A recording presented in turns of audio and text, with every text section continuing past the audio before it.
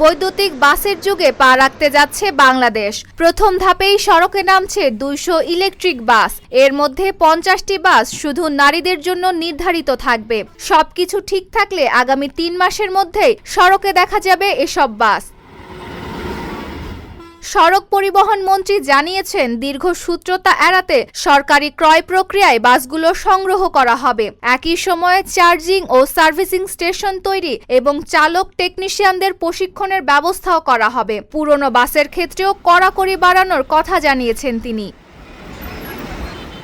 তবে এত কম সময়ে পুরো অবকাঠামো প্রস্তুত করা কতটা বাস্তবসম্মত তা নিয়ে প্রশ্ন রয়েছে। যোগাযোগ বিশেষজ্ঞরা বলছেন, শুধু বাস কিনলেই হবে না, এর সঙ্গে চার্জিং ব্যবস্থা, প্রশিক্ষিত জনবল ও রক্ষণাবেক্ষণ সহ পুরো পরিবহন ব্যবস্থাকে প্রস্তুত করতে হবে। এজন্য প্রয়োজন একটি সমন্বিত master plan.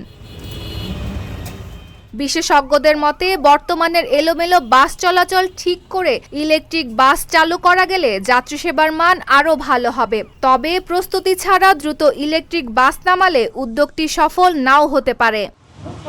Desk report, Dhaka post.